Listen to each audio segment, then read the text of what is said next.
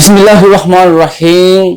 अस्सलामुअलैकुम दोस्तों, आज की इस वीडियो में हम बात करेंगे how to convert kilowatt to HP. जिनके अगर आपके पास एक मोटर है 15 किलोवाट की, उसके हॉर्स पावर मालूम करने हैं कि ये मोटर कितने एचपी की है तो कैसे फाइंड करेंगे। उसके लिए हमारे पास ये फार्मूला है, HP is equal to kilowatt multiply 1000 divided by 746।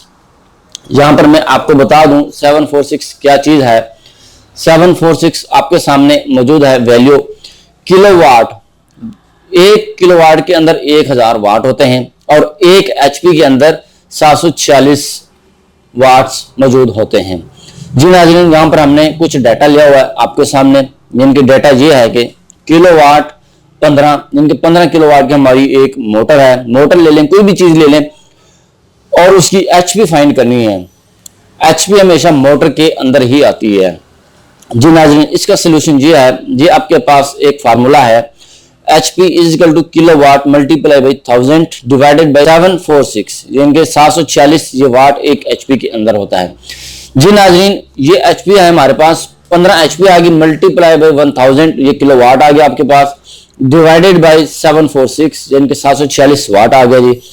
ये ऊपर आ गया जी 15,000, ये आपकी वैल्यू आ गई है, डिवाइडेड बाई 746, जिनके 746 वाट्स।